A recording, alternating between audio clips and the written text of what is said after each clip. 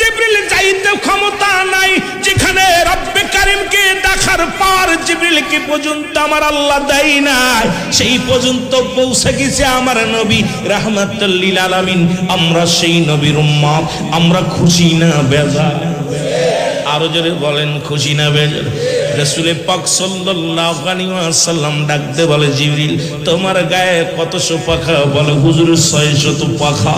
বলে পাখার পাওয়ার কেমন একটু বলো না? কয় হুজুর একটা পাখা উড়াল দিলে আমি এক একটা আসমান অতিক্রম করতে পারি, 7 তলা জমিন গড়লাম। আমার নবী কয়, জিবরিল রে যাও যাও, আমি তোমাকে হুকুম দিলাম, দেখবে রব্বে কারীমকে পেয়ে যাবে। প্রথম আসমানে জিবরিল গেলেন, মুসলমান যায় পাইলেন না। দ্বিতীয় আসমানে গেলেন, পাইলেন না। তৃতীয় আসমানে পাইলেন না। চতুর্থ আসমানে পাইলেন না। পঞ্চম আসমানে পাইলেন না। ষষ্ঠ আসমানে পাইলেন না। সপ্তম আসমানে পাইলেন না। ধরে নবী আমার জিবরিল আমিন ঘুরিয়া ঘুরিয়া রহমতের নবীর কাছে আগমন করলেন। আমার নবী ডাকতে কয়, জিবরিল ও জিবরিল, তুমি কি আমার আল্লাহরে দেখেছো? বলে রব্ব আমার নবী রাহমাতুল লিল আলামিন শোনেন গো, আমার মন বলে আল্লাহ বলতে কিচ্ছু নাই। আমি যেখানে গেলাম সেখানেই আপনাকে দেখতে পাইলাম। যে আসমানের জান্নাতের দরজায় গেলাম, এখানে আপনাকে দেখতে পাইলাম। জাহান্নামের গেটের মধ্যে কান্দন অবস্থা আপনাকে আমি দেখতে পাইলাম। ইয়া রাসূলুল্লাহ, ইয়া হাবিবাল্লাহ, নবী গো, ইয়া রাসূলুল্লাহ, ইয়া নবী গো, আমি কোথাও যাই আমার আপনারে পাইলাম না। যেখানে যাই শুধু আপনার ছবি, যেখানে যাই সেখানেই আপনার ছবি। জমিনের মধ্যে আগমন করলাম আপনি, আসমানে আপনি, প্রথম আসমানে আপনি, দ্বিতীয় আসমানে আপনি, তৃতীয় আসমানে আপনি, চতুর্থ আসমানে আপনি, পঞ্চম আসমানে আপনি, ষষ্ঠ আসমানে আপনি, সপ্তম আসমানে আপনি। সেখানে যাই শুধু আপনাকেই দেখি। আমার নবী ডাক দেখে, জিবরিল রে শুনে রাখো, ওই আল্লাহ পাওয়ার একমাত্র ঠিকানা আমি নবী রাহমাতুল লিল আলামিন। জোরে জোরে চিল্লায় বলা যাবে না মারহাবা। দুনিয়ার মুসলমান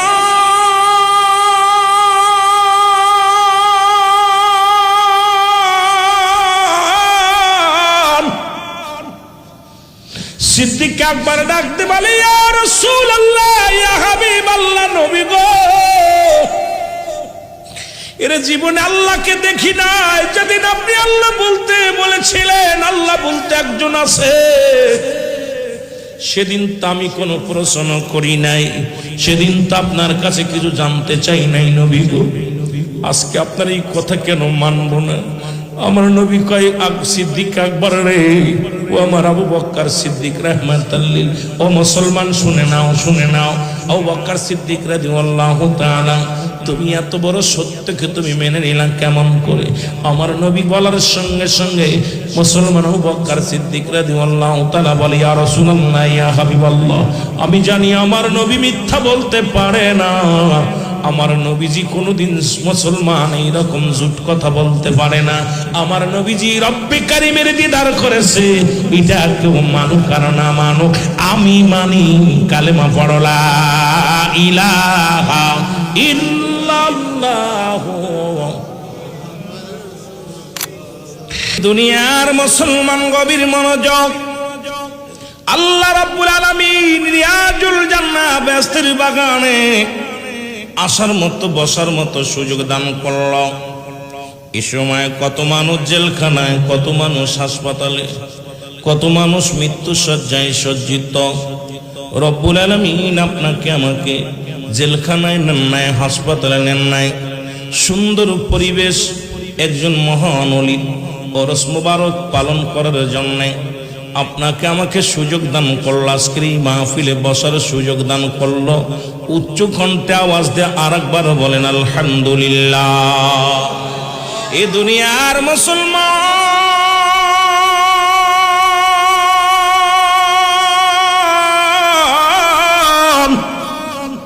বান্দা যখন জান্নাতের উদ্দেশ্যে রওনা দিছে গো, ঘর ছেড়ে যখন এই মাহফিলের উদ্দেশ্যে যখন বান্দা রওনা দিছে, প্রতিটা কদমে কদমে আমার আল্লাহ রাব্বুল আলামিন বান্দার জীবনের সগীরা গুনাহগুলো মাফ করে দিছে। জোরে বলেন মারহাবা। আর একটু জোরে বলা যাবে না মারহাবা? ও মুসলমান, আমরা শুধু সগীরা গুনাহ করি না, পদে পদে করছি কবিরা গুনাহ। সগীরা গুনাহ মাফ হলো জান্নাতের বাগানে আসার কারণে। নিয়ত করে রওনা দিয়ে বাড়ি থেকে যখন রওনা দিছেন, প্রতিটা কদমে কদমে ছোট গুনাহ আমার আল্লাহ মাফ করে দিছে। আমরা শুধু ছোট গুনাহ করি নাই, বড় বড় গুনাহ করেছি।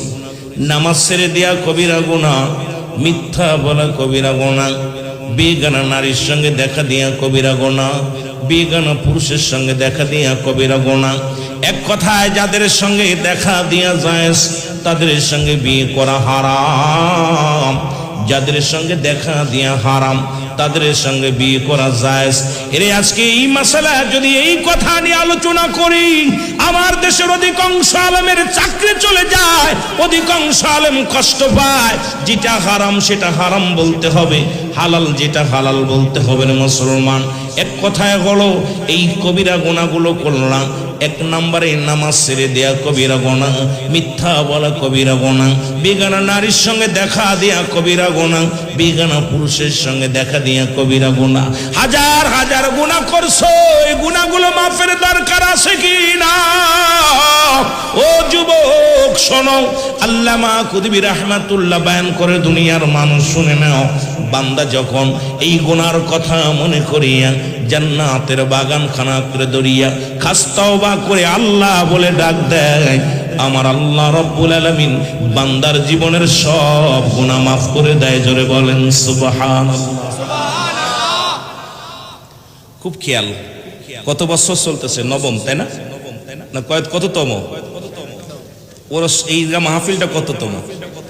60তম। আহা, 60টা বছর, 60 বছর মাহফিল হচ্ছে। বিশেষ করে এখনো যদি গুনাহ নিয়ে কবরে যায়, এখনো যদি এলাকার মানুষগুলো যারা চলে গেছে, যারা গুনার বোঝা নিয়ে কবরে শুয়ে গেছে, আমি মনে করি তাদের কপাল খারাপ।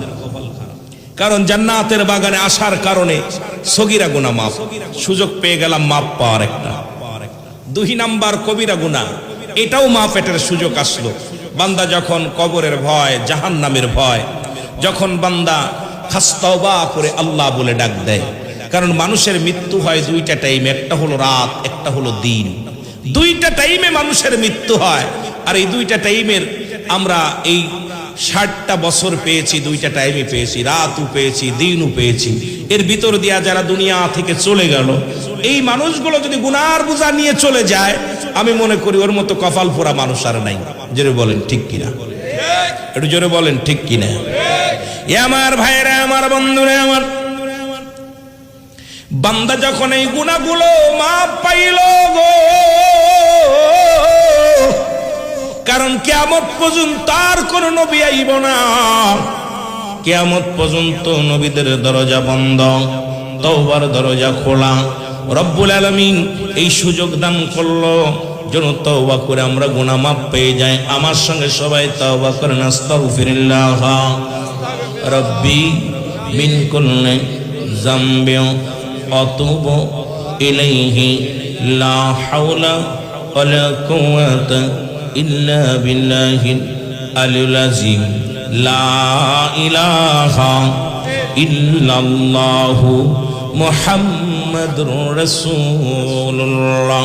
আশহাদু আল্লা ইলাহা ইল্লাল্লাহু ওয়াহদাহু লা শারীকা লাহু। আমার মনের জল্পনা কল্পনা নবী যাব আমি সোনা, বলো যাব আমি সোনার মদিনায়, বলো যাব আমি। আমার মনের জল্পনা কল্পনা নবী যাব আমি। মাইকি টানে কম ভাই। এর যাব আমি সোনার মদিনায়, বলো যাব আমি। আমার মনের জল্পনা কল্পনা নবী যাব আমি সোনা। এর নবীজিকে ভালোবাসি, মনটাই আমার অনেক খুশি। নবীজিকে ভালোবাসি, ওর নবীজি কেউ ভালোবেসে তৃপ্তি মেটে না, বলো নবীজি কেউ ভালোবেসে না গো যাব আমি সোনার, বলো যাব আমি সোনার, আমার মনের জল্পনা কল্পনা নবী যাব আমি। এর নবীর প্রেমে এত জাদু, নবীর নামে এত জাদু, ডাকিলে মনে হয় মধু, নবীর নামে এত জাদু ডাকি, এই মধু কোথাও মেলে না, বলো এই মধু না গো যাব আমি সোনা, ই বলো যাব আমি সোনার মদিনায়, বলো যাব আমি নাই গো যাব আমি সোনা। এ দুনিয়ার মুসলমান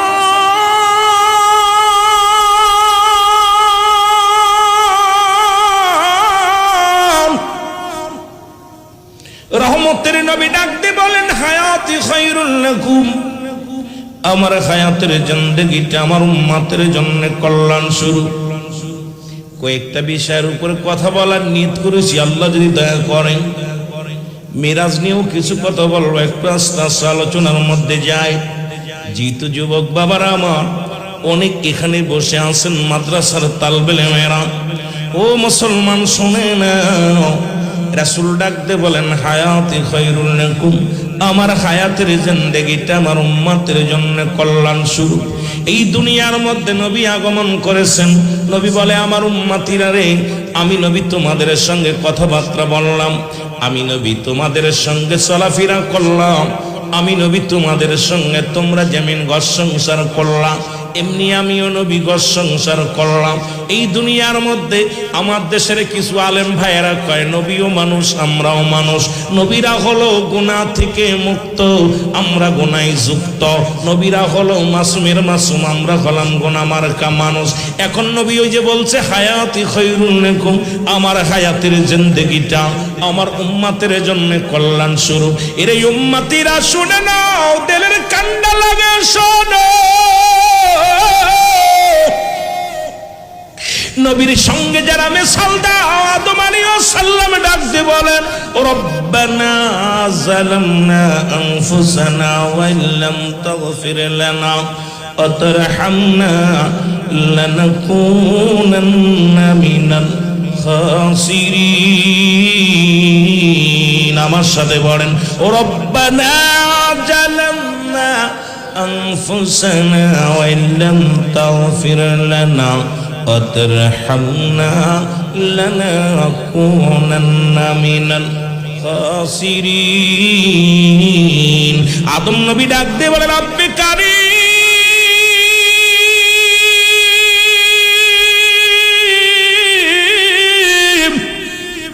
আমি জালিমদের অন্তর্ভুক্ত হয়ে গেছি, তুমি আমারে ক্ষমা করে দাও। পৃথিবীর মধ্যে যদি কোনো ব্যক্তি আদম আলাইহিস সালামকে জালিম বলে, সঙ্গে সঙ্গে তার ঈমান চলে যাবে, সঙ্গে সঙ্গে মুসলমান শুনে যাও বউ অটো তালাক হয়ে যাবে। এর আদম নবীজি, আদম নবী নিজেই তো বলছে রব্বানা যালামনা, ও আমার রব আমি জালিমদের অন্তর্ভুক্ত হয়ে গেছি। এখন নবী কয় তোমাদের সঙ্গে আমি আগমন করলাম, তোমাদের মাঝে আগমন করলাম, ও আমার উম্মতিরা তোমাদের জীবন ধন্য। নবী আমার আপনার মতো সংসার করলো, নবী আমার আপনার মতো ঘোরাঘুরি করলো, আমার নবীজি আমার আপনার মতো মুসলমান ব্যবসা বাণিজ্য করলো, আমার আপনার মতো রাষ্ট্র পরিচালনা করলো। এই দুনিয়ার মধ্যে কিছু বেকুব মার্কা মানুষ কয় নবীও মানুষ আমরাও মানুষ, আবার নবী কয় এই দুনিয়া থেকে বিদায় হয়ে গেছি। আমার দেশের কিছু আলেমরা কয় নবী মরে গেছে। আরে বুকার দলেরা শোন, বুকার দলেরা শোন, নবী কয় ওফাতি খায়রুল লাকুম, আমার ওফাতটা আমার উম্মতের জন্য কল্যাণ স্বরূপ। জোরে জোরে চিল্লা বলা যাবে না আমার হাওয়া। বড় বিষয় চিন্তা করি মাঝে মাঝে বোকাদের লগে কেমনে কথা কইতাম। নবী ওফাতি খায়রুল লাকুম ওয়া মামায়াতি খায়রুল লাকুম। রাসূল পাক সাল্লাল্লাহু আলাইহি সাল্লাম ডাক দিয়ে বলে আমার উম্মতিরা শোনো, আমি নবী যে তোমাদের থুইয়া চলে আসছি, এটাও আমার উম্মতের জন্য কল্যাণ স্বরূপ। জোরে বলেন মারহাবা। মদিনা যাইতে পারা ও দূরে রই দূর থেকে সালাম জানাই বলো বাজান রে আমি আপনারা বেশ সারানা দিলে আমি ওয়াজ করতে পারবো না যত প্রেম দিবেন তত আলোচনার মজা পাবেন আমি বাস্তববাদী বক্তা বেশিরভাগই আলোচনা করি মানুষের চেহারা দেখে যদিও ডিগ্রি নিছি যেগুলো ডিগ্রি আপনাদের দোয়ার বরকতে ডিগ্রি কম নিই নেই তবে ডিগ্রি সবচেয়ে মূল্যায়ন না মূল্যায়ন আপনাদের দোয়া যত প্রেম দিবেন যত ভালোবাসা দিবেন আলোচনার মধ্যে তত ঢুকতে পারবো আর যত ফাঁকি দিবেন আমিও খালি গড়ির দিক চাবো কথা বুঝেননি একটু মহব্বতে বলেন মদিনা যাইতে পারলাম না মদিনা তারপরে আপনাদের চট্টগ্রামের তো উর্দু শের বলে উর্দু ফার্সি শের বলে আমরা আবার এটা পারি না বুঝছেন নাকি আপনাদের এলাকার সুরগুলো মজা লাগে এই গজলগুলো হামনাদগুলো যখন উর্দুতে ফার্সিতে বলে খুবই আমরাও মজা পাই তবে আমরা এইরকম গাইতে পারতাম না একটু মহব্বতে বলেন মদিনা যাইতে পারলাম না মদিনা আমি অসহায় তাই এত দূরে রই বলো অসহায় তাই দূর থেকে সালাম জানাই বলো দূর থেকে সালাম জানাই মদিনা যাইতে পারলাম না মদিনা দেখতে পারলাম না মদিনা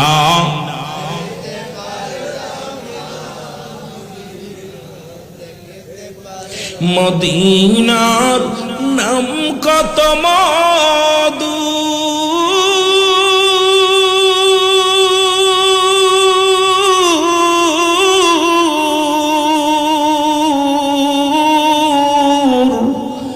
মদিনা আর যে কত দূর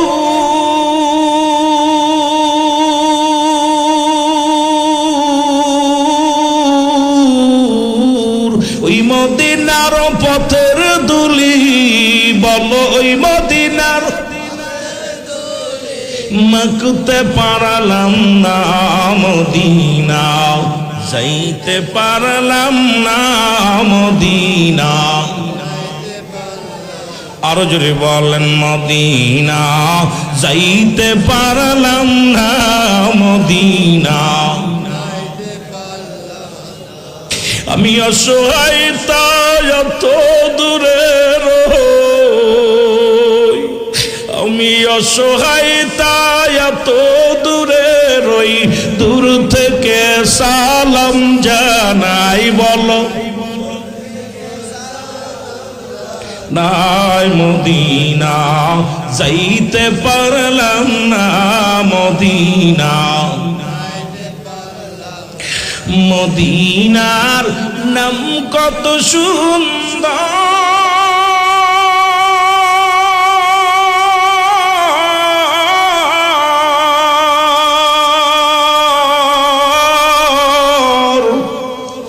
মদিনা কেরে সে অন্তর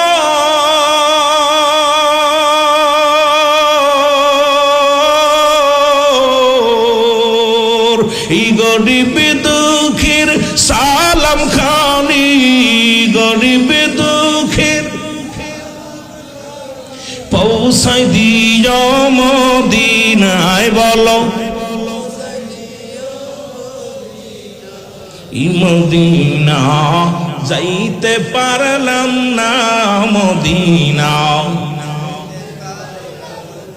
এ দুনিয়ার মুসলমান শুনে নাও এইটা সেই রাত যে আলোচনা করার দরকার যে রাত্রে রাসূলের পাক সাল্লাল্লাহু আলাইহি ওয়াসাল্লাম বাবার আমি আলোচনা কোথায় রাখলাম মনে রাখবেন আমি আস্তে আস্তে আলোচনায় যাই নবীজি আমার শাশুড়িলে চরম চক্ষে রব্বুল আলামিনকে দেখলেন সেই রাতটা হলো মেরাজের রাত নবীজি এখান থেকে গেলেন ৭০ আসমান মাস পর্যন্ত সমস্ত পৃথিবীর মধ্যে একটা কথা আমার মনে পড়ে গেল জিবরিল আমিন এই নবীর প্রেম কেন নবীর প্রেম করবেন নবীর ভালোবাসার কেন রাখবেন জিবরিল আমিন এসে বলে ইয়া রাসূলুল্লাহ ইয়া হাবিবাল্লাহ আপনার কাছে একটা কথা জানতে চাই আমি জিবরিল এই দুনিয়ার মধ্যে আগমন করলাম আদম আলাইহিস সালামের কাছে 12 বার, ইদ্রিস আলাইহিস সালামের কাছে 4 বার, মূসা আলাইহিস সালাম ইব্রাহিম আলাইহিস সালামের কাছে আসলাম 42 বার, মূসা আলাইহিস সালামের কাছে আসলাম মুসলমান 450 বার। ইয়া রাসূলুল্লাহ, ইয়া হাবিবাল্লাহ, আজ পর্যন্ত কে আমারে হুকুম দেয়, কার হুকুমে আসি? এই হুকুম দাতারে আজও পর্যন্ত আমি জিবরিল দেখতে পারি নাই। জোরে জোরে চিল্লায় বলেন মারহাবা। ওরে যেখানে জিবরিল যাইতে ক্ষমতা নাই, যেখানে রব্বে কারীমকে দেখার পার জিবরিলকে পর্যন্ত আমার আল্লাহ দেয় নাই, সেই পর্যন্ত পৌঁছে গেছে আমার নবী রাহমাতুল লিল আলামিন। আমরা সেই নবীর উম্মত, আমরা খুশি না বেজার? আরো জোরে বলেন খুশি না বেজার? রাসূল পাক সাল্লাল্লাহু আলাইহি ওয়াসাল্লাম ডাকতে বলে, জিবরিল তোমার গায়ে কতশো পাখা? বলে হুজুর 600 পাখা। বলে পাখার পাওয়ার কেমন একটু বলো না? কয় হুজুর একটা পাখা উড়াল দিলে আমি একটা আসমান অতিক্রম করতে পারি, 7 তলা জমিন গড়লাম। আমার নবী কয়, জিবরিল রে যাও যাও, আমি তোমাকে হুকুম দিলাম, দেখবে রব্বে কারীমকে পেয়ে যাবে। প্রথম আসমানে জিবরিল গেলেন, মুসলমান যায় পাইলেন না। দ্বিতীয় আসমানে গেলেন, পাইলেন না। তৃতীয় আসমানে পাইলেন না। চতুর্থ আসমানে পাইলেন না। পঞ্চম আসমানে পাইলেন না। ষষ্ঠ আসমানে পাইলেন না। সপ্তম আসমানে পাইলেন না। ধরে নবী আমার জিবরিল আমিন ঘুরিয়া ঘুরিয়া রহমতের নবীর কাছে আগমন করলেন। আমার নবী ডাকতে কয়, জিবরিল, ও জিবরিল, তুমি কি আমার আল্লাহরে দেখেছো? বলে রব্ব আমার নবী রাহমাতুল লিল আলামিন শোনেন গো, আমার মন বলে আল্লাহ বলতে কিছু নাই। আমি যেখানে গেলাম সেখানেই আপনাকে দেখতে পাইলাম। যে আসমানের জান্নাতের দরজায় গেলাম, এখানে আপনাকে দেখতে পাইলাম। জাহান্নামের গেটের মধ্যে কান্দন অবস্থা আপনাকে আমি দেখতে পাইলাম। ইয়া রাসূলুল্লাহ, ইয়া হাবিবাল্লাহ, নবী গো, ইয়া রাসূলুল্লাহ, ইয়া নবী গো, আমি কোথাও যাই আমার আপনারে পাইলাম না। যেখানে যাই শুধু আপনার ছবি, যেখানে যাই সেখানেই আপনার ছবি। জমিনের মধ্যে আগমন করলাম আপনি, আসমানে আপনি, প্রথম আসমানে আপনি, দ্বিতীয় আসমানে আপনি, তৃতীয় আসমানে আপনি, চতুর্থ আসমানে আপনি, পঞ্চম আসমানে আপনি, ষষ্ঠ আসমানে আপনি, সপ্তম আসমানে আপনি। সেখানে যাই শুধু আপনাকেই দেখি। আমার নবী ডাকতে কয়, জিবরিল রে শুনে রাখো, ওই আল্লাহ পাওয়ার একমাত্র ঠিকানা আমি নবী রাহমাতুল লিল আলামিন। জোরে জোরে চিল্লায় বলা যাবে না মারহাবা? আর একটু জোরে জোরে চিল্লায় বলা যাবে না মারহাবা? মদিনা যাইতে পার, আরো জোরে বলেন, মদিনা যাইতে পারলাম না, মদিনা। সামান্য আমি অসহায় তাই এত দূরে রই, বলো অসহায় তাই শুধুই সালাম জানাই, বলো শুধুই সালাম জানাই। মদিনা যাইতে পারলাম না, মদিনা লাম না, নবীজি দিদার পাইলাম না, নবীজির দিদার পাইলাম না, মদিনা।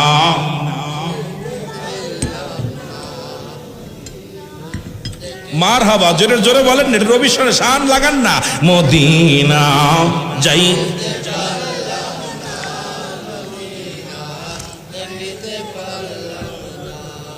আমি অসহায় তাই এত দূরে রই, আমি অসহায় তাই এত দূরে রই, শুধুই সালাম জানাই, বলো শুধুই সালাম জানাই। মদিনা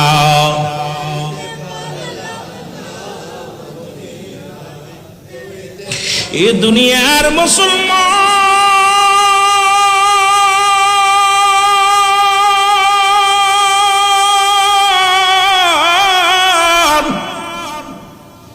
জিবরিল আমিন ডাকতে বলে, হুজুর আর আমার বুঝতে বাকি নাই, ওই আল্লাহ পার ঠিকানা আপনি আর আমার বুঝতে বাকি নাই। আমার নবী কয় জিবরিল রে, যদি আল্লাহকে পাইতে চাও, আমি আল্লাহ পার একমাত্র আমি নবী ঠিকানা। আজকে যারা সেই নবী বাদ দিয়া আল্লাহকে পাইতে চায়, আমি রুহুল আমিনের ফতোয়ায় হলো এরা আল্লাহওয়ালা কাফের।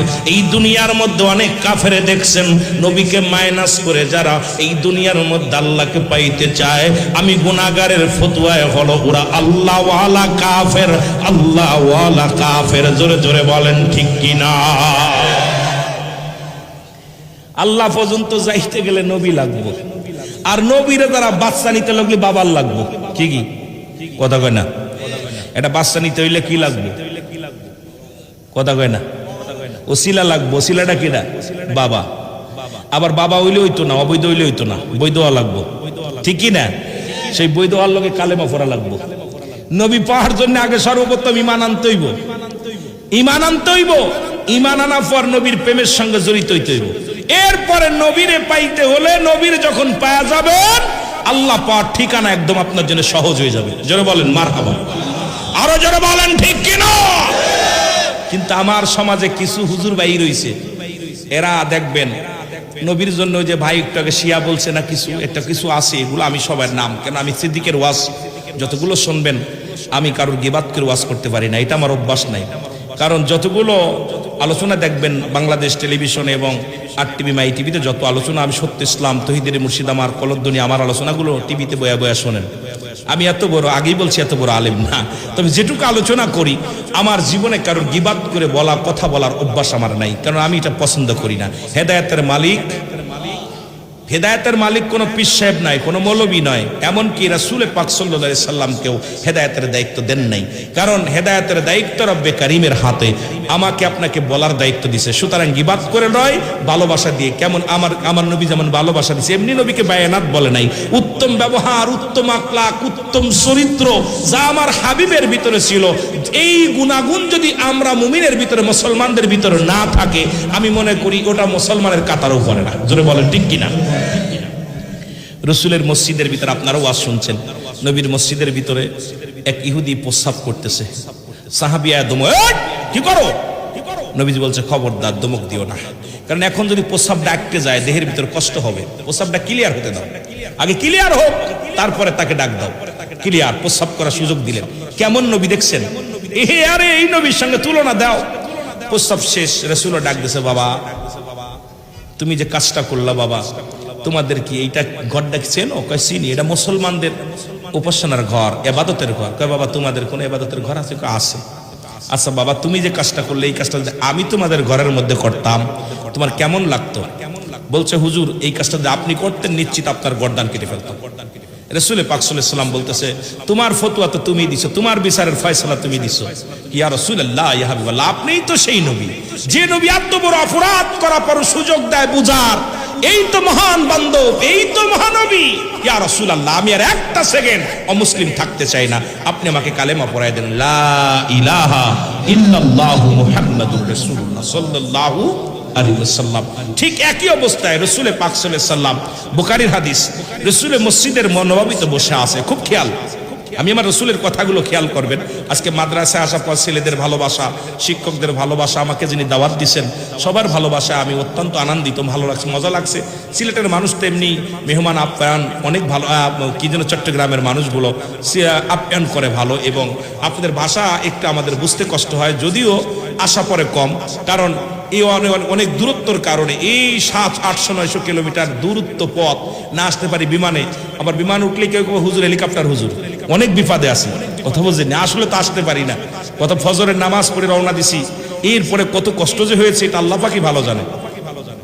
সব মিলে টার্গেট যে আমার টাইম মতো যেতে হবে, সবাই আমার টাইমটার দিক থেকে তাকায়। ড্রাইভাররা বলতেছে, ভাই যতই যা করো টাইম কিন্তু মিস করা যাবে না, যত কষ্ট হোক টানো, ফাঁকা পাইলে টানো।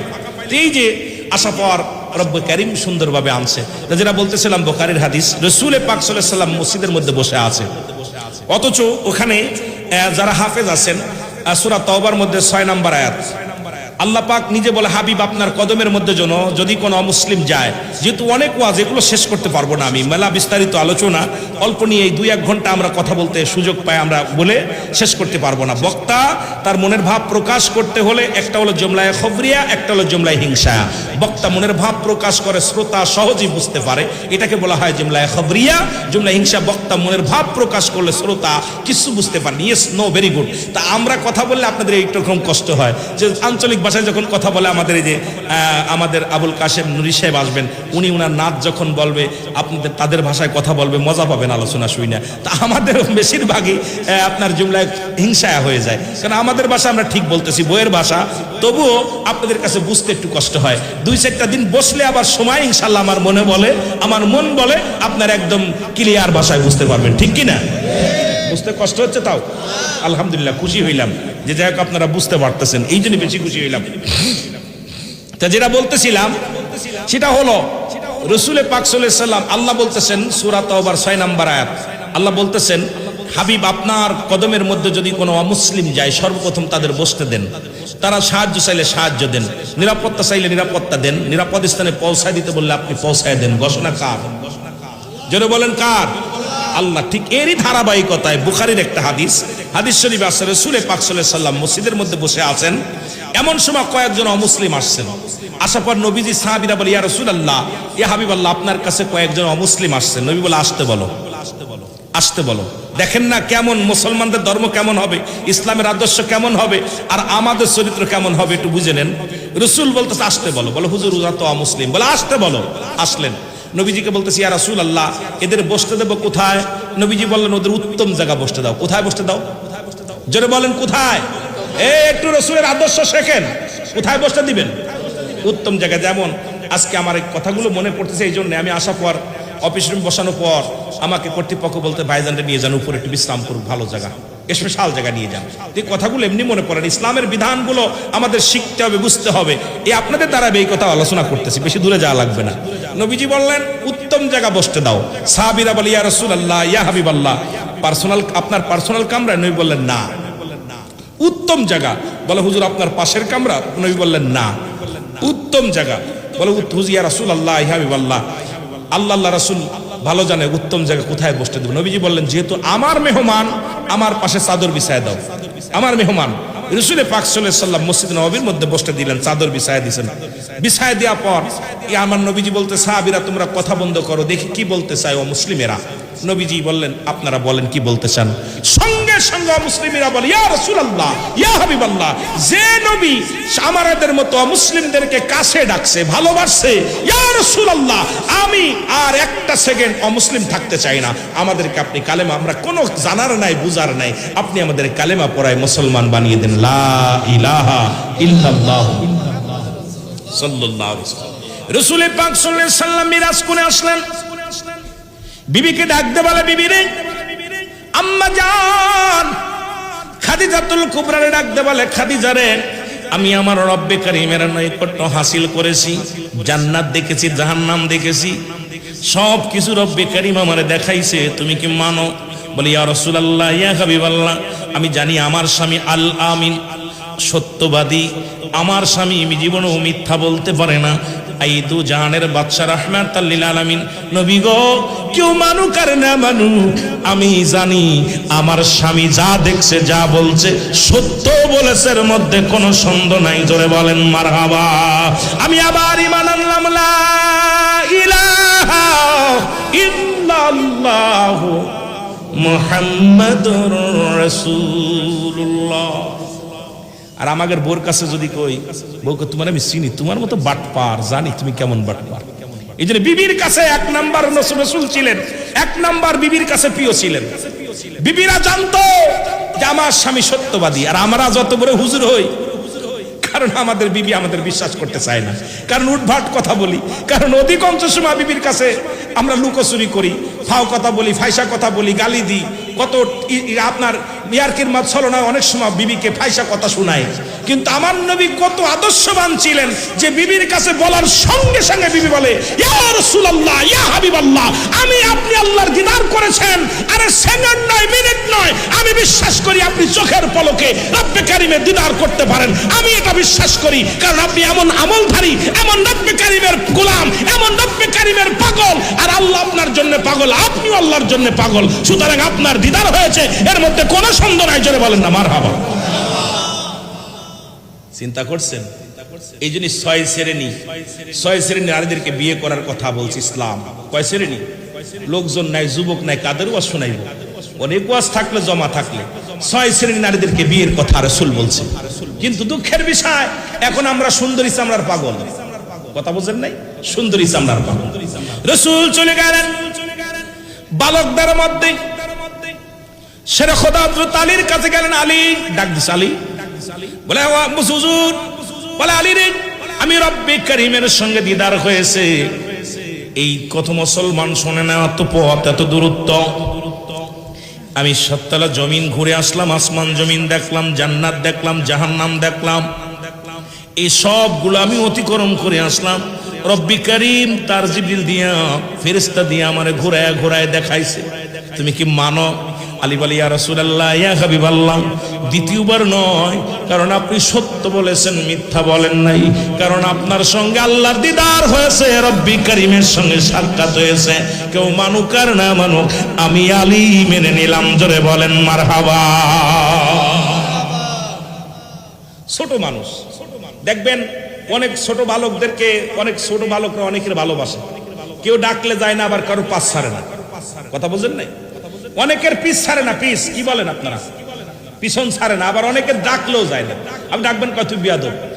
ছোটরাও বোঝে আপনার চরিত্র, তুমি যে বদমাইশ, এটা ছোটরা বোঝে। কেউ সিমটি মারে, কেউ কানে মুসুর দেয়, কেউ আপনার গুতা মারে, কেউ পচা কথা শোনায়, ফাইসা কথা শোনায়। যদি ছোটরাও, ভালো মানুষ ছোট মানুষই বোঝে। ছোটরা রাসূলুল্লাহ ছোটদের কাছে এত প্রিয় ছিল যে ছোট মানুষ, সবচেয়ে ছোট বালকদের মধ্যে শেরে খোদা হযরত আলীকে ডাক দিয়ে আমার নবী বলেন, আমি যে আল্লাহ পাকের নৈকট্য হাসিল করছি, প্রথম আসমান, দ্বিতীয় আসমান, তৃতীয় আসমান, চতুর্থ আসমান, সবকিছু ঘুরে ঘুরে আসলাম, তুমি কি মানো? আলী বলে, ইয়া রাসূলুল্লাহ, ইয়া হাবিবাল্লাহ, আমি এটা এক বাক্যে মানি। যখন আপনি বলেছিলেন যে আল্লাহ এক, আমি রাসূলের, আমি আল্লাহর রাসূল, আল্লাহর পয়গম্বর, তখন তো আমি তো আপনার কথার বিরোধিতা করি নাই, তখন তো আমি আল্লাহকে জীবনে দেখি নাই, না দেখে বিশ্বাস করেছি, আর আপনি আল্লাহর নৈকট্য হাসিল করেছেন, আমি আলী এটা মানি। জোরে বলেন না সুবহানাল্লাহ। তাহলে ভালো হইতে লাগলি কয় জায়গা ভালো লাগবে? 1 নাম্বার বোর কাছে। কথা বুঝেননি? রাসূল বোর কাছে প্রিয় ছিল। সুবহানাল্লাহ বলেন না? আস্তে কইবেন না জোরে কইবেন? রাসূল পাক সাল্লাল্লাহু আলাইহি সাল্লাম বিবির কাছে প্রিয় ছিলেন, বালকদের কাছেও প্রিয় ছিলেন। চলে গেলেন গোলামদের কাছে। মুসলমান শুনে না, যায়েদকে ডাকতে বলা, যায়েদ রে, আমি আল্লাহর একদম গোলাম, যিনি কর্মচারীদের সঙ্গে আমরা আজকে পিটাই, যদি স্কুলের দপ্তর তার সঙ্গে দুর্ব্যবহার করি, নাইট গার্ডের সঙ্গে দুর্ব্যবহার করি, বাড়ির চাকরের সঙ্গে দুর্ব্যবহার করি, আমার বাবারা আমার ড্রাইভারের সঙ্গে দুর্ব্যবহার করি, আমরা ধনী মানুষ যারা দেখি গরিব মানুষকে মানুষই মনে করি না, তাদের সঙ্গে দুর্ব্যবহার করি। হযরত আনাস বলে, খোদার কসম, আমি রাসূলুল্লাহর কদমের মধ্যে দীর্ঘ 10টা বছর গোলামি করলাম, কর্মচারী ছিলাম। কয় বছর? যদি বলেন কয় বছর? 10 বছর কর্মচারী ছিলাম। কত অপরাধ করেছি। রাসূল পানি চাইলে, গরম পানি চাইলে ঠান্ডা পানি নিয়ে দিতাম, নবী স্যান্ডেল চাইলে জুতা নিয়ে দিতাম, নবীজি লাঠি চাইলে অন্য কিছু ধরায় দিতাম। কত অপরাধ করছি, খোদার কসম করে বলি, আমার নবীজি কোনোদিন আমাকে ধমক দিয়ে কথা বলে নাই। সুতরাং এর দ্বারা প্রমাণ হয়, এমনি আর বলে নাই বাইয়ে না। উত্তম ব্যবহার, উত্তম আখলাক, উত্তম চরিত্র যা রাসূলের ভিতরে ছিল, এই গুণে গুণান্বিত যদি আমরা না হই, কেমন নবী প্রেমিক হলাম?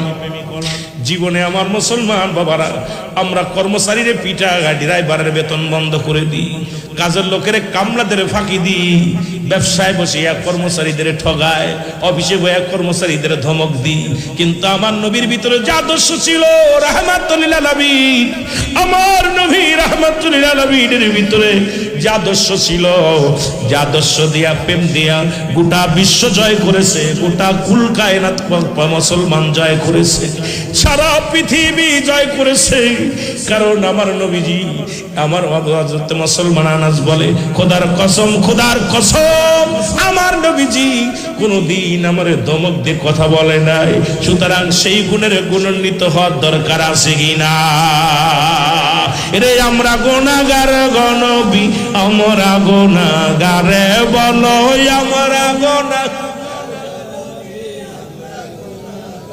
ও নবী গো আমরা গুনাহগারে বলো, সালাত সালাম জানাই, সালাত সালাম জানাই আপনার উপরে, ও নবী গো আমরা গুনাহগারে বলো, আমরা গুনাহগার গো নবী, আমরা গুনাহগারে বলো, আমরা গুনাহগার গো নবী, ও নবী গো, ও নবী, ও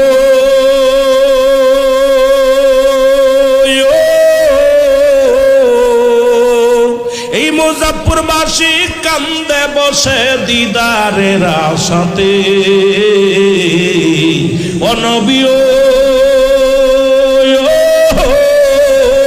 এই মুজাফফরবাসী কান্দে বসে দিদারের আশে, আমায় দাও দেখা দাও দয়াল নবী, দাও দেখা দাও দয়াল নবী, একটিবার আমারে, ও নবী গো। আরো জোরে বলেন, আমরা গুনাহগার গো নবী, আমরা গুনাহগারে বলো, আমরা গুনাহগারে, ও নবী গো।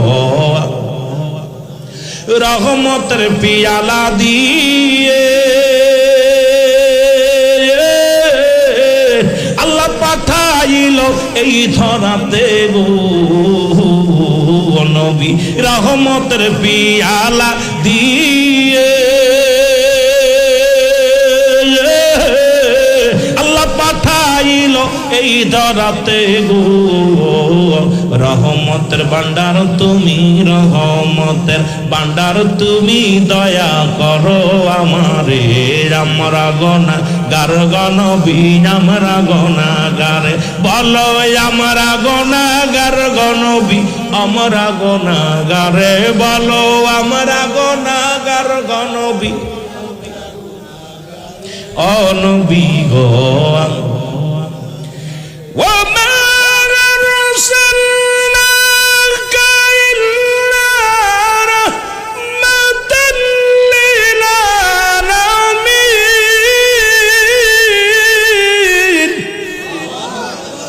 নবী গো, তামাম পৃথিবীর রহমত তো আপনাকে দান করেছে, সেই রহমত থেকে এই গোলামদের একটু রহমত দিয়া দিদার দিয়ে দিন। জোরে বলেন মারহাবা, আর একটু জোরে বলেন মারহাবা। মহব্বতের সঙ্গে দুরূদ শরীফ পড়েন, আল্লাহুম্মা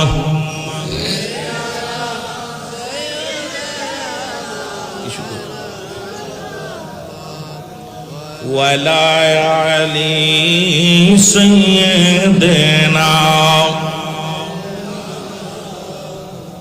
এ ভাইরা আমার, বন্ধুরা আমার, এই জন্য আপনার চরিত্র তিন জায়গা ঠিক। যদি আপনার বিবির কাছে এক নাম্বার কারেক্ট হন, যদি মুমিন হওয়ার জন্য শর্ত হলো বিবির কাছে প্রিয় হতে পারেন নাই, কাজের লোকের কাছে প্রিয় হতে পারেন নাই, কর্মচারীর কাছে, ড্রাইভারের কাছে। আমার বাবারা আমার, নবীজি চলে গেলেন, এবার মুরব্বীদের কাছে নবীর চাইতে 6 মাসের বড় ছিল হযরত আবু বকর সিদ্দিক রাদিয়াল্লাহু তাআলা। মারহাবা বলেন। কয় মাস? 6 মাসের বড় নবীর চাইতে কয় মাসের বড়? 6 মাসের বড় রাসূল পাক সাল্লাল্লাহু আলাইহি ওয়াসাল্লামের শরীয়তের দৃষ্টিতে 6 মাসের বড়। নবীজি যা বলেন, ও সিদ্দিক আকবর, আমি যে আল্লাহর নৈকট্য হাসিল করেছি, আমি দিদার পেয়েছি রব্বে কারীমের। কেমন দিদার? সব নবীদের জন্য পার্সোনাল এক একটা নিয়ামত আল্লাহ রাখছে। হাবিবকে নিয়ে পর্দা ছাড়া পাশাপাশি বসতে দিছে। আমার নবী বলেন, আমার আল্লাহর সঙ্গে এত ঘেঁষা গেছি, দুজন পাশাপাশি একাকার বসেছিলাম। কারণ রব্বে কারীম, আমি মনে করি সবচেয়ে মিরাজের একটাই কারণ হলো, যে যা বলুক না কেন আমার আল্লাহ রাব্বুল আলামিন গুসা হয়ে মিরাজ করেছিলেন। কেন যদি বলি এই জন্য বলবো। কেন বললাম গুসা হয়ে মিরাজ করেছিলেন? কারণ জিবরিল আমিন প্রতিনিয়ত নবীর সঙ্গে দিদার করে, আল্লাহ পাঠায়, জিবরিল আমিন কথা হয়, রব্বুল আলামিন এইটা সহ্য করতে পারেন না যে আমার এত প্রিয় হাবিব আমার বন্ধুর লগে জিবরিল আমিন প্রতিদিন দেখা করে কথা কয়, আরে আমি আমার হাবিবকে পার্সোনাল ডেকে কথা বলবো, এইটা আমার আল্লাহ ভালোবেসে মহব্বত করে প্রেম করে ডেকে নিয়েছেন পার্সোনাল কথা বলার জন্য। জোরে বলেন মারহাবা। যে যাই বলুক, আমার সবচেয়ে একটা মজা লাগে এই জন্যে যে জিবরিল আমিনকে বলে, জিবরিল আমিন তুমি প্রতিদিন যাও, কথা বলো, দেখা হয়। আমি আমার কোন নবীরে আমি কি বলি না, হাবিব বলি নাই, একমাত্র আমার নবী রাহমাতাল লিল আলামিন কোন চাইলেন উম্মত। যখন দুনিয়ার মধ্যে একটা 60 বছরের জিন্দেগি কাটাই, এটাও চাইলেন উম্মত। এখন আপনাকে আমি আইলাম পার্সোনাল কিছু দেওয়ার জন্য, এখানে আপনি কি নেবেন বলেন? এখানে আপনি উম্মত। সুবহানাল্লাহ বলেন না, আরো জোরে বলেন না। কেমন ভালোবাসছে, এই জন্য বললাম ওফাতি খায়রুল লাকুম। মনে রাখবেন মুসলমান, ওই যে বলে আসলাম নবী বলেন আমার ওফাতটা উম্মতের জন্য কল্যাণ স্বরূপ। কারণ যখন আমার কোন উম্মত পৃথিবীর মধ্যে আমার বিদায়টা আমি ইন্তেকাল করলাম, এটা একমাত্র আমার উম্মতের কল্যাণের জন্য। ওমামায়াতি খায়রুল লাকুম, নবী বলেন আমার উম্মতিরা শুনে নাও, যখন কোন উম্মত পৃথিবীর মধ্যে ভালো কর্ম করে, সঙ্গে সঙ্গে আমি নবী আল্লাহর দরবারে প্রশংসা করি। আমার আল্লাহ ওই মুজাফফরপুর গ্রামের মধ্যে অমুক ব্যক্তি জান্নাতের বাগানে শুনে আলোচনা শুনতেছে, নামাজ পড়ছে, সত্য কথা বলছে, ভালো কাজ করেছে, আমি নবী সঙ্গে সঙ্গে প্রশংসা করি। আল্লাহর দরবারে আমার নবী প্রশংসা করে উম্মতের নিয়ে। আজকে আপনারা যারা বসে আছেন প্রত্যেকের নিয়ে, যে ছেলেটা ভালো হয় বাবা তার প্রশংসা করে, যে ছাত্রটা ভালো হয় তার জন্য প্রশংসা করে, শিক্ষক প্রশংসা করে। শিক্ষক যে গার্জিয়ান আসলে বলে, গার্জিয়ানকে ডাকতে বলে ভাই এই ছেলের মতো ছেলে হয় না, এই ছাত্রীর মতো হয় না। ভালো শিক্ষকের প্রশংসা ছাত্ররা করে, ভালো ছাত্রর প্রশংসা শিক্ষককে করে, পিতা মাতা ভালো সন্তানের প্রশংসা করে। সন্তান যত বিনয় হয়, সন্তান যত ভালো হয়, প্রশংসায় লিপ্ত হয়, পিতা মাতা লিপ্ত হয়ে যায়, মহল্লার মানুষও প্রশংসা করে। একটু আগে চেয়ারম্যান সাহেব যেমন আপনাদের সচিব সাহেবকে প্রশংসায় বাসায় দিলেন, আমার বাবারা আমার যে ব্যক্তি ভালো হয় তার প্রশংসা অন্য আরেকজন করে। ঠিক আমার নবীজি উম্মত যখন ভালো কর্ম করে, আমার নবীজি প্রশংসায় লিপ্ত হয়ে যায় রব্বে কারিমের দরবারে। আমার আল্লাহ অমুক গ্রামে অমুক ঠিকানায় অমুক ব্যক্তি আল্লাহ ভালো কর্ম করেছে, প্রশংসা করে আমার নবীজি আমার আল্লাহর দরবারে। আবার যদি কোনো অন্যায় করে, মুসলমান শোনো, যদি পৃথিবীর মধ্যে কোনো গুনাহের কাজ করে, আমার নবীজি সঙ্গে সঙ্গে ইস্তেগফার করে, মাফ চায় আমার আল্লাহ। ওই মুজাফফরপুর গ্রামের মধ্যে অমুক ব্যক্তি গুনাহ করেছে, আল্লাহ তুমি তারে মাফ করে দাও। অন্যায় করে ছেলে মাফ চায় বাবা, অন্যায় করে গ্রামের ছেলে মাফ চায় চেয়ারম্যান মেম্বার যাইয়া, অন্যায় করে উম্মতিরা মাফ চায় আমার নবী রাহমাতাল লিল আলামিন। এর রাহমাতাল লিল আলামিন, আপনি উম্মতের জাবিন। বলেন রাহমাতাল লিল, আপনি উম্মতের জাবিন, গুনাহগারের অতি আপনজন, আল্লাহর নবী, নূরের নবী গো, আপনি নবী আমার জীবনের জীবন। বলেন আপনি নবী আমার, আপনাকে যে পাইল জাহান্নামের আগুন তারা হারাম হইল।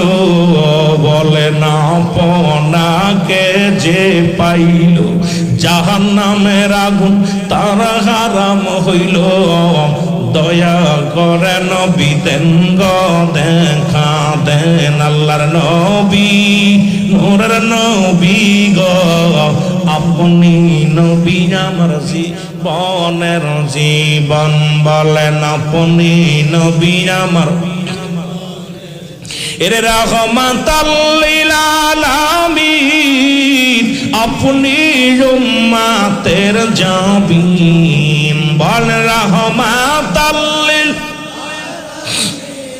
अपनी उम्मतेर जाबिन गुनाहगारेर अति आपनজন আল্লাহর নবী নূরের নবী গো আপনি নবী আমার জীবনের জীবন বলেন আপনি নবী আমার এ দুনিয়ার মুসলমান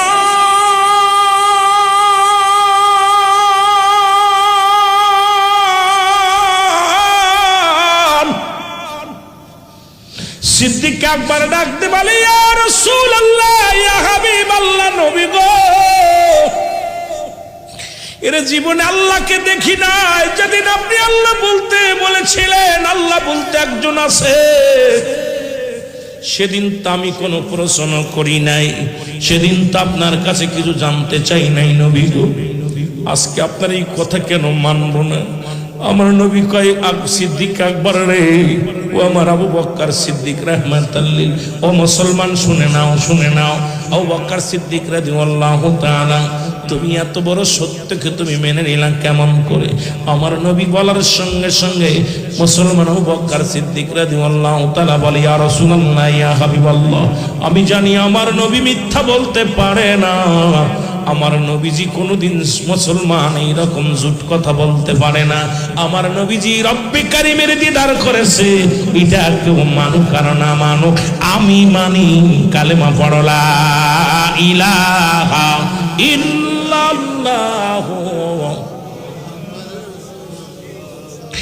মুহাম্মাদুর রাসূলুল্লাহ জোরে জোরে চিল্লায় বলেন সাল্লাল্লাহু আলাইহি ওয়াসাল্লাম এ দুনিয়ার মুসলমান গভীর মনোযোগ সুতরাং সেই নবী লাগবে কবরে নবী লাগবে মিজানে নবী লাগবে ফুলসিরাতে নবী লাগবে আমাল কিয়ামতের ময়দানে নবী বিনে কোনো বান্ধব নাই নবী বিনে কোনো দরদি নাই নবী বিনে কোনো উপায় নাই মুসলমান শুনে নাও সেই নবীর প্রেম ভালোবাসা যার অন্তরে যতটুক তার ঈমান বলতে ততটুক নবীর প্রেম ভালোবাসা যার অন্তরে নাই তার ঈমান বলতে কিচ্ছু নাই সরাসর বেঈমান এই মিরাজ অস্বীকারী ছোট্ট একটা কথা আমি বসে বলে যাই আপনাদের কাছে উদাহরণ দিয়ে যাই এক ব্যক্তি রাসূলুল্লাহর মিরাজ মানলেন না পরে মুসলমান উনি রাস্তা দিয়ে হেঁটে হেঁটে যায় আর মানুষকে বলে ও মক্কার মানুষেরা মদিনার মানুষেরা শোনো আরে আব্দুল্লাহর বেটা মুহাম্মদ সে নাকি মিরাজ করেছে এত বছরের রাস্তা মুসলমান শুনে নাও এই 27 বছরের রাস্তা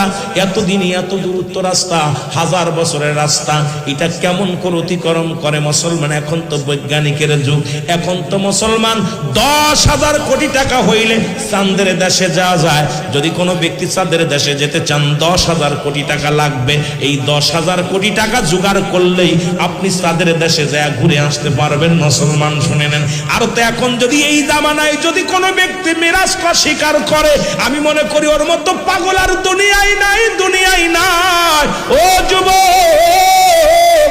যুবক শুনে নাও ও আমার বাবারা আমার বন্ধুরা আমার এই পৃথিবীর মধ্যে এই সূর্য আলো নিছে আমার নবীর কাছ থেকে চন্দ্র আলো নিছে আমার নবীর কাছ থেকে মুসলমান শুনে নাও এই পৃথিবীর মধ্যে 1,86,000 গুণ মুসলমান 86 গুণ দূরে হলো মুসলমান পৃথিবী থেকে সূর্যের দূরত্ব এটা যদি পৃথিবীর মধ্যে আলো দিতে মাত্র টাইম লাগে 8 মিনিট এখন ওই বৈজ্ঞানিকের সূত্রে আমি যাব না সময় পাবো না 8 মিনিটের মধ্যে পৃথিবীর মধ্যে এত দূরত্ব সি মুসলমান দূরত্বর অতি আলো চলে আসে দুনিয়ার মুখ দেখে আলোর মুখ দেখতে পায় এইটা যদি 8 মিনিটের মধ্যেই মুসলমান শোনো 8 সেকেন্ডে যদি আসতে পারে দুনিয়ার মধ্যে তাহলে আমার নবীজির কাছ থেকে এই যে সূর্যের তাপ সূর্যের আলো চন্দ্রের আলো সবকিছু নূর নবী মুহাম্মদুর রাসূলুল্লাহ সাল্লাল্লাহু আলাইহি ওয়াসাল্লামের কাছ থেকে নিয়েছে তাহলে আমার নবীর পাওয়ার